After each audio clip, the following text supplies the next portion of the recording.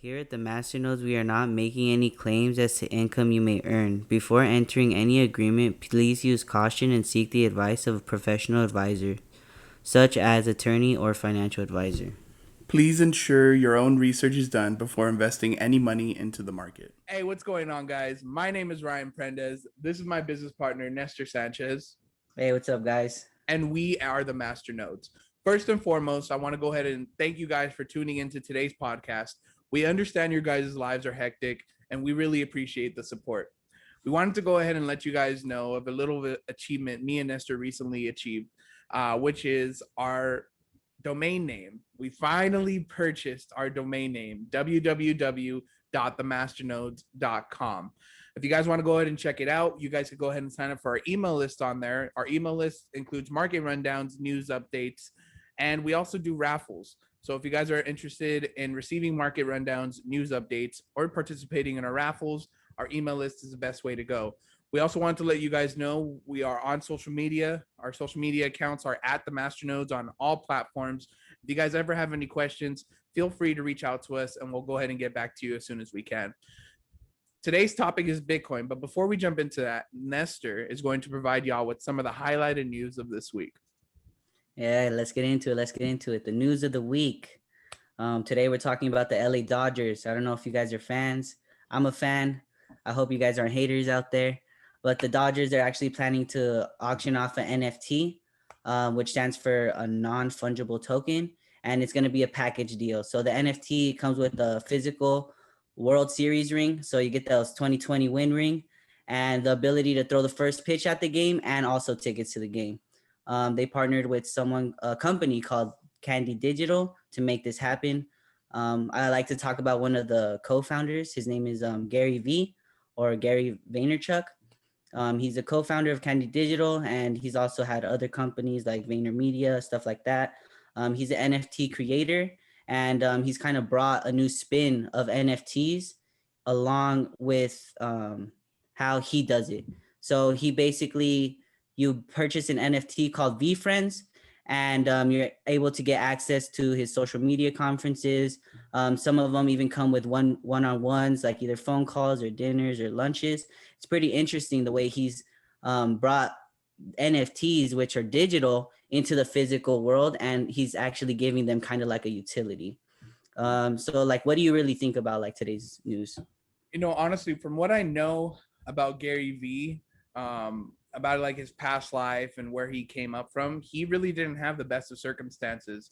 So to see him work with such a large organization like the Dodgers, it's inspiring because Mm-hmm. that proves to show you that it doesn't matter where you come from. It really just matters on the connections you make along the way. And once making those connections, it could really lead you to some great opportunities. But in order to jump it a little bit more into Bitcoin, we wanted to go ahead and also talk to you guys about what is currency and what is digital currency. So currency is the exchange of value, whether it's USD, yuan, the British pound, or any other cryptocurrency or currency. You can exchange your labor, products, or services for a currency. Digital currency is a non-physical and can only be transmitted via electronic means.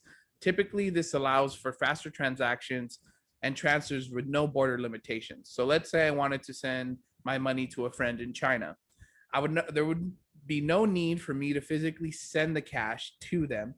I would have to just convert USD to yuan at an exchange and then could wire transfer the money over to him in about a couple hours. But what I find interesting is how banks utilize our fiat system. Yeah, so banks, what they do, kind of got to get into that in order to talk about Bitcoin. How can we replace banks to you actually being your own bank, right? BYOB. Mhm. So we're going to talk about what they do. What they basically do is they're a centralized company that keeps records of all transactions. That's like their general job, right? If I receive money from my job, $600, and then me and Ryan go to get some Wingstop and we split the bill, I can Zelle him money, and what basically happens is they're taking into account all those transactions, and they're giving him the money that I sent, and they're basically the middleman that's handling the transactions, moving the money here and there. And they're also in charge of giving loans, money, like with credit cards, car loans, auto loans, mortgages, all that good stuff. And they do that kind of based on the credit score, a personality, the income that you may receive, and other types of traits. And another job is they hold on to physical cash. So if I have a bunch of hundreds, I don't want to keep that in my house just in case I get robbed, or I don't want to keep it on me just in case I lose my wallet. So what am I going to do? I'm going to put it into the bank. It's a bit safer. They have obviously a safe and stuff like that where they keep the money, and I could use it from a debit card, which I can cancel worst case scenario. So that's kind of what they do. Now that we know what banks do, how does that really like differ from Bitcoin? In order to talk about how it differs from Bitcoin, we first got to talk about what is Bitcoin. Bitcoin is a peer-to-peer network that uses cryptography and blockchain technology to send and receive money from anywhere in the world without the high fees or invasion of privacy. It was created by a pseudo-anonymous user, Satoshi Nakamoto, during the financial crisis in 2008. I was 8 years old at the time, but for what I know about the financial crisis now, there was a lot of people that really had a rough time during it. Banks were going out of business.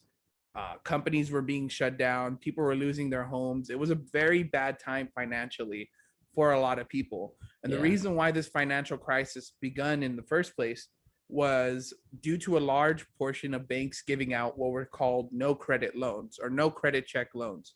So what they were doing was they were issuing these loans out to people without running their information through the system, without doing the checks and balances that they should have been doing in order to maintain good cash value amongst themselves, and really just kind of maxing everything out. So Satoshi noticed that, banks had a lot of power. There wasn't a lot of power given to the people. It was ran by corporations, and the financial industry was really ruled by CEOs or executives. So in order to combat this, he created Bitcoin. Now, Bitcoin, in order to combat inflation, 21 million Bitcoin is ever going to be made. So that means once 21 million Bitcoin is mined, that's it. There's no if, ands, or buts about it. There's only going to be 21 million ever to be made. This allows for easy inflation to be combated. To combat big banks, the technology allows for banking system without a centralized power from ever dealing with your money. Because what he wanted to do was he wanted to eliminate the middleman and just give the power to the people. Bitcoin's algorithm records all transactions anonymously on its blockchain and allows anyone to view it. In order for trust to maintain in Bitcoin, there's a consensus mechanism that we're going to be getting into later on, but that follows its approval process to approve transactions in real time. Bitcoin is described as digital cash in order for something to be transferred by the means of internet anonymously and instantaneously. But there's a lot of pros and cons to when it comes to Bitcoin. Yeah, I'm kind of going to go over that right now. There's obviously pros to everything and cons to everything, and we're just going to take a deeper dive into them. So some of the pros, I'm going to go over them first. No one can limit you. Like Ryan was kind of going over, it's not based on one specific person or company. So they can't say, hey, I'm going to freeze your account, right? Nobody has complete access to it. So nobody can shut down your account. They can't stop your transactions from happening because nobody actually has full control. And there's going to be lower fees. So with the bank, in order to open a bank, you either have to keep a minimum, you have to have money running through it. You also pay bank fees. You have to pay overdraft fees. You have to pay all these other types of fees. But with Bitcoin, the only fee you pay is when you're sending and receiving. And those can even be negligible by using second layer solutions such as the Lightning Network. It's also trustless. I can check on the blockchain to see if anybody has the money that they said they were going to send me. So I don't actually have to trust the person. They could be completely from a different place, different background. I don't have to trust them at all. I just have to verify that they actually have the funds. There's also no single point of failure. Like I was saying before, nobody actually has full control, which is good because one person can't say, hey, I'm going to stop Bitcoin, because they would have to actually shut down every single point, every single node around the world in order to stop Bitcoin. So once it kind of started going, there's no real going back unless everybody decides, hey, nobody's going to use Bitcoin anymore. It's borderless. I can send from here to Mexico, from here to Guadalajara, from here to Uruguay, and there will be no problems with the money sent. I don't have to change my USD to yuan or Swiss franc. I don't have to exchange anything. I'm just buying Bitcoin and exchanging that. There's also a 21 million supply cap. Some people may see this as actually a con, but I'm going to explain a little bit more why it isn't. And Ryan kind of went into it a bit because of inflation, right? With today's monetary policy, money can just be printed, just like nothing. We have the Federal Reserve who's giving out money to the government so that they can give us stimulus checks, and they're just printing more and more money, which causes inflation, which means the money that you're actually receiving is worth less than it was maybe a few years ago because now there's more of it. So they cap it at 21 in order to make sure the value remains in Bitcoin. Also, there's no discrimination. Anybody from any background with any type of money, income, whatever, can create a Bitcoin wallet and can now gain access to the network. As long as you have some type of app, maybe a computer, maybe a phone, and access to the internet, you're now able to join this huge network of growing people. So it's a growing user base right now. The best time always is to get into a trend is before the trend actually takes off, right? If I were to get Apple at $3, then I would probably be doing really well for myself because I got in early. So getting in early is actually going to multiply your gains because now more and more people are coming into the space. And like we said, there's going to be only a certain amount of Bitcoin. So the more people that join, the less Bitcoin per person, if you get what I'm saying. So now to jump into some of the cons, because it's kind of a growing user base, there is a lot of volatility. So we hear news from China and that affects our Bitcoin price, right? It went from 60,000 to what right now it's trading maybe 30, 35,000. And that could be because of fear. We see, we hear news, we hear people talking about Bitcoin, and it affects actually us because we end up selling it. We're scared, and it could cause huge fluctuations in market price. But also, if you're holding on to it, it's gonna be you're gonna feel it a lot less, basically. There's limited accessibility, so not everybody in the world has phones. Not everybody in the world has access to the internet. But once they do, we're gonna see a huge explosion in this type of industry. Also, you are fully responsible for anything that happens with your money because no one is really controlling it. Like with the credit card, if something were to happen to me, I would go to my credit card and whatever Capital One, and I would talk to them and be like, hey, this wasn't actually my transaction, it was fraudulent, and they'll return me the money. But with Bitcoin, it's entirely up to you. You have the password, you have the keys, and it could result, if you lose them all, you could actually lose your money. But there are other ways to kind of combat that. If you have backups, because it's data, you could just basically create a backup and store it away so that just in case whatever happens, you won't lose anything.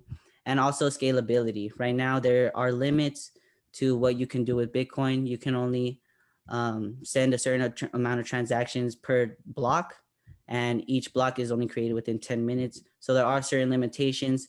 But like I said, we're working on second layer solutions, such as the Lightning Network, which is going to help scale everything pretty well. Now for the question that's on everybody's mind, is this magic internet money even safe? Because, what's the point of putting your money into something if you're going to lose it at the end of the day? Yeah, so in order to talk about it being safe, we got to talk about, is it secure? So Bitcoin's program was built with transparency, privacy, and security as its core fundamentals. In order to outlive those fundamentals, Bitcoin's program rewards honest nodes with Bitcoin. These nodes use electricity and a large upfront investment. If nodes post invalid transactions, they will be flagged and will not get rewarded Bitcoin. This would waste electricity resources and one of the most valuable assets, time. So let's say I was to try to attack the Bitcoin's network. Really, it would almost be a waste of time, because I would have to go ahead and literally take out a bunch of coin or a bunch of blocks, reset those blocks, and then reset every single block simultaneously as those blocks are being built upon each other. Like it's so much money and resources that that's why Bitcoin's really kind of secure, because they're you have to be out of your mind to try to do something like that and really be okay with wasting your time, because if it doesn't work out, you're wasting a lot of money and a lot of resources in order to try to achieve 51% attack, which we have on our social media accounts. We talk about that on there. But in order to achieve that, it just would be a waste of time for a lot of people. So there's really no way to kind of attack Bitcoin at its core, which is one of the good pros about Bitcoin. But security is one of the most noted questions we get about it. Another one of the most noted questions is, how is Bitcoin created? Yeah, more like how a Bitcoin is created. So usually we talked about how money is created. It's printed in a sense, and it could be created out of nothing. They don't have to spend an excessive amount of electricity. They don't have to put a large upfront investment in order to create dollars. But with the way Bitcoin's ran, it's ran on something called proof of work, and that's the original algorithm that runs the network. Basically what Ryan was saying, miners have to prove that they spend computing power and electricity by having the correct answer to an algorithm. So the solution is basically the answer, and that's proof that the energy was spent, and that's why you're rewarded for mining, and you're rewarded with Bitcoin. So that's how Bitcoin gets into circulation. A miner does his job, obtains the network, validates transactions, and he gets actually rewarded with Bitcoin. But because he had all this electricity and all this stuff, he's probably going to sell that Bitcoin in order to pay for that stuff. And he's obviously going to be in profit, because what's the point of doing things if you can't profit? So he's going to make profit. And that's how Bitcoins are now into circulation from these miners that they sell. It's going into exchanges, it's going to people's wallets, and it's just being moved around. And due to the laws of probability, there's a small chance that miners will be chosen multiple times in a row and stuff like that. Because if one miner is getting all the transactions, all the validations, then they're just going to be monopolizing the market, right? They're going to have all the Bitcoin. And to validate these transactions, the public ledger is tied to proof of work protocol that confirms all and any transactions that are made on the blockchain. And this ensures no user is allowed to spend any other money twice. And the blockchain is posted publicly in order for there to be trust among anonymous users. Because how can I really trust someone that I don't really know, like a random person on the internet? Well, it's not that you're trusting a random person. It's that you're trusting the program. In order to have a secure program to ensure there's a genuine consensus among all transactions and users on Bitcoin's network, a consensus mechanism was created. A consensus mechanism is used in a blockchain system to achieve the necessary agreement for the data on the blockchain. This is so that everyone has the same information at the same time and ensures accountability. This also validates a transaction, because if it's processed on a blockchain, then almost every node has to come to a consensus to approve the transaction and is now deemed true. A big criticism of the consensus mechanism is it requires a lot of computing power, which discourages miners from participating in the network. And that kind of wraps up today's podcast. It's a good one. It's filled with a lot of great information. Obviously, we couldn't go deep into every single aspect of Bitcoin because it's a huge market. It's technology that's being currently advanced, and it's honestly new technology in general. So we couldn't go into everything. Obviously, you guys are going to have some questions, and that's what our social medias are for. You guys give us any questions you may have about what we're talking about with Bitcoin, things you may need to learn later on. You can hit us up on Twitter, Instagram, Facebook, comment on our YouTube podcast. We have lives that we host all the time, and we also have our email list. Always, obviously, you can hit us up there with an email. Join our email list. It's at www.themasternodes.com. With that, we're sending beginner guides, market wrap ups, rundowns, updates, all that good stuff for you guys. So remember to And make the sure to. raffle. Oh yeah, if you want free Bitcoin, free cryptocurrency, hey, we're the place to be. Definitely, definitely. And as we go and do these podcasts, we like to feature a testimonial of the week. So this week's testimonial comes from actually our media manager, and it came from before he joined the team, Brandon Sanchez. So Brandon, quick shout out to him. He's responsible for all the posts you see on our social media. He helps us create those, and we wouldn't be anywhere without Brandon. So quick shout out to Brandon. Thank you for everything you do. So the quote that he said, or the testimonial, was, "I vaguely heard about Bitcoin or saw a post online. Thought it was confusing only for the rich. But thanks to Nestor and Ryan, I understood there's a wide spectrum of cryptocurrencies. It's not just Bitcoin. The masternodes knows the ropes. I ask a lot of questions. Every single one of them have been answered. They do it in a way that makes sense, broke it down, and make it to the point. Their passion and dedication for sharing insight has allowed me to learn so much. Once exposed to the crypto space, I understood it's the next big thing. Crypto to the moon." Like we said, thank you, Brandon, for joining. Thank you for all the help and all the work you put into helping us build this company. We really appreciate it. And thank you for the awesome testimonial. Yeah, shout out to Brandon. He's the GOAT. So next week, join us for part 2 on what is cryptocurrency. We're going to be hitting a lot more in depth about topics that we went over about cryptocurrency. Some of those could be cryptography, DLT systems, which is distributed ledger technology systems. How safe is it? We're going to talk about proof of stake, why decentralize something, and how to deal with these volatile markets. Yeah, cool. We just want to say thank you guys for listening. We hope you guys have a good day. Bless up. Yeah, guys, remember to choose kindness. Try to make somebody's day today. And thank you guys for joining and listening.